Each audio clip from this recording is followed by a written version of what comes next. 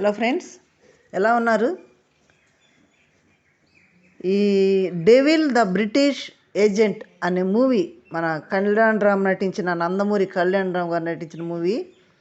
ఈ మూవీలో పాజిటివ్ ఏంటి, నెగిటివ్ ఏంటి, అసలు సినిమా ఎలా ఉంది అనేది మనం మాట్లాడుకుందాం.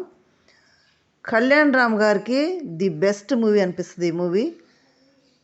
అసలు ఎట్లా ఉందన్నది మాట్లాడుకుందాం. ఫస్ట్ మన ఛానల్ చూస్తున్నవారు సబ్స్క్రైబ్ చేయండి, ఈ వీడియో అంతా చూసి లైక్ చేయండి, షేర్ చేయండి. ఓకే. డైరెక్టర్ గారు అభిషేక్ నామా, మ్యూజిక్ డైరెక్టర్ హర్షవర్ధన్ గారు. దీంట్లో హీరో నందమూరి కళ్యాణ్ రామ్ గారు అయితే, హీరోయిన్స్ వచ్చి సంయుక్త మీనన్, మాళవిక నాయర్ అనే ఇద్దరు హీరోయిన్లు నటించారు. వీళ్ళల్లో డైరెక్ట్గా డిజైన్ చేసిన విధానం చూస్తే చాలా బాగుంది. ఎక్కడ ఏది పెట్టాలి అంటే అన్ని మసాలాలు ఉన్నాయి, కానీ ఏ మసాలా ఎక్కడ పెట్టాలి, ఎవరిని ఎక్కడ వాడాలి అనేది చాలా బాగా డిజైన్ చేశారు డైరెక్టర్ గారు.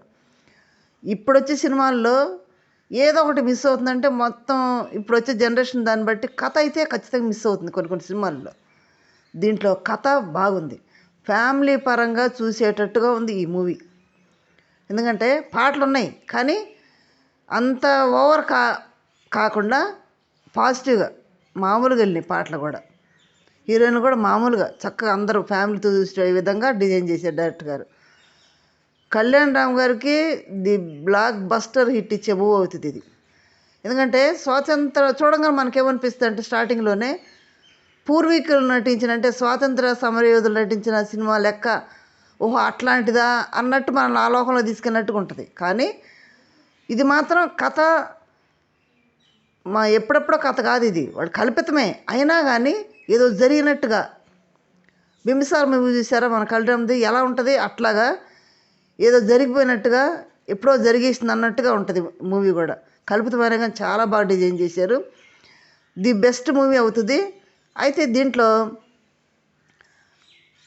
ఫైటింగ్ ఇష్టపడే వాళ్ళకి ఫైటింగ్ ఉంది, పాటలు ఇష్టపడే వాళ్ళకి పాట ఉంది, కథ ఇష్టపడే వాళ్ళకి కథ ఉంది, అన్ని మసాలా కలిసి ఉన్నాయి దీంట్లో. అందరూ కూడా చూడవచ్చు దీన్ని, అందరూ కూడా ఎంజాయ్ చేయొచ్చు. తర్వాత దీంట్లోకి వచ్చేటప్పటికి పాటలు, మ్యూజిక్ కూడా అంత హెవీ కాకుండా నార్మల్గా మామూలుగానే ఉంది. కథకు వచ్చేటప్పటికి చాలా బాగా డిజైన్ చేశారు. ఎందుకంటే ప్రతి ఒక్క పాత్ర ట్విస్టే. ఫస్ట్ హాఫ్ అయితే మామూలు యావరేజ్గా వెళ్తుంటుంది, ఒక కొంచెం లాగ్ ఎక్కువ ఉన్నట్టుగా అనిపించింది. కానీ ఆ లాగ్ కూడా కొంచెం కట్ చేస్తే బాగుండేది, కానీ కొంచెం లాగ్ కూడా పెద్ద లాగ్ అనిపించదు చూసేవాళ్ళకి. చూస్తుంటే ఇంకేమో జరుగుద్ది అనిపిస్తుంది. ఫస్ట్ హాఫ్ కొంచెం లాగ్తో కూడుకున్నదైనా బాగానే ఉంది. సెకండ్ హాఫ్కి వచ్చేటప్పటికి ఏ పాత్ర చూసినా ట్విస్టే. మనకేమనిపిస్తుంది అంటే, ఈ పాత్ర చూపించడంగానే ఇంకేం ట్విస్ట్ ఉంటుందో, చాలా ఆశ్చర్యానికి గురి చేసే ట్విస్టులు ఉంటాయి ఒక్కో పాత్రలో. ఈ పాత్రలన్నీ కూడా ఎవరి పాత్ర వాళ్ళు చాలా ఎక్సలెంట్గా జీవించి నటించారు. వాళ్ళ పాత్రలు ఒక్కొక్క ట్విస్ట్ బయటకు వస్తుంది. ఒక్కొక్క పాత్ర చూస్తే ఒక ట్విస్ట్, వీళ్ళని చూస్తే ఒక ట్విస్ట్, అట్లా మళ్ళీ చాలా డిజైన్ చేశారు సినిమాను కూడా. తర్వాత అక్కడ సత్య గారు కానీ, తర్వాత ఇంకొక షఫీ గారు కానీ, వాళ్ళ మాటలు కూడా చాలా డైలాగులు కూడా చాలా బాగున్నాయి. షఫీ గారి డైలాగు వచ్చిన తెలుగు అన్నట్టు ఉంటుంది కదా, చాలా బాగా చెప్పారు డైలాగ్ కూడా.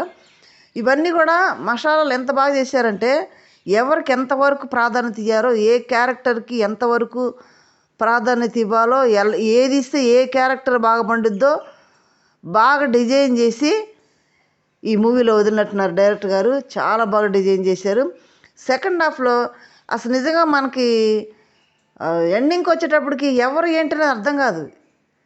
ఎవరు లాస్ట్కి ఎవరు వస్తారు, ఏ విలన్ ఉంటాడు లాస్ట్లో, ఎవరు ఫైటింగ్ జరుగుద్ది, ఎవరు లాస్ట్లో ఇది అవుతారన్నది అసలు అవగాహన కానట్టుగా చేసేది. చివరికి వచ్చి లాస్ట్కి వచ్చేంత వరకు కూడా చాలా ట్విస్టులు. ఎవరు వస్తారు ఫైనల్కి, ఎవరు హీరో చేతులు చనిపోతారనేది అర్థం కాకుండా మిస్మరైజ్ చేసినట్టుగా ఆ సినిమాని డిజైన్ చేశారు డైరెక్టర్ గారు. చాలా బాగా డిజైన్ చేశారు. సంయుక్త మీనన్, ఈ సంయుక్త మీనన్ కూడా ఇదంటారు లేడీ లక్ అంటారు చూడండి, అలాగా కళ్యాణ్ రామ్ గారికి లేడీ లక్కే సంయుక్త మీనన్ అయితే. చాలా బాగా నటించింది.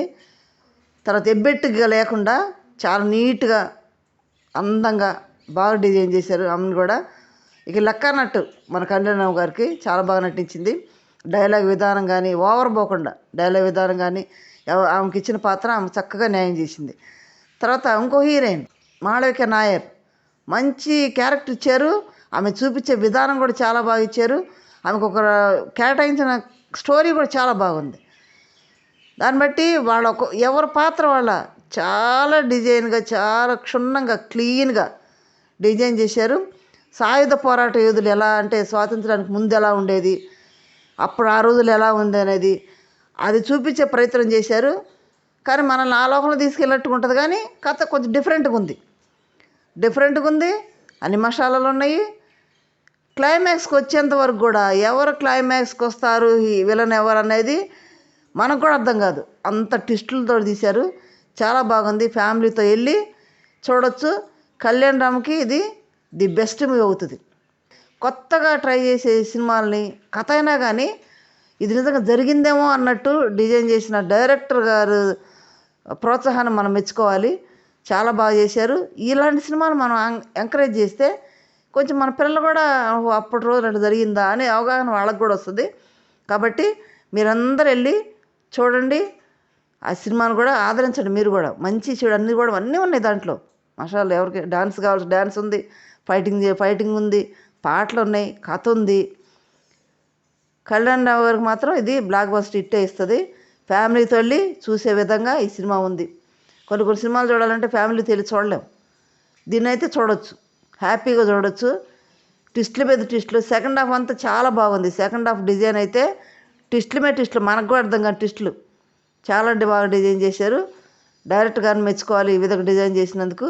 మీరు కూడా చూసి సినిమా ఎలా ఉందో నాకు కామెంట్ చేయండి, లైక్ చేయండి, షేర్ చేయండి, సబ్స్క్రైబ్ చేయండి. Thank you.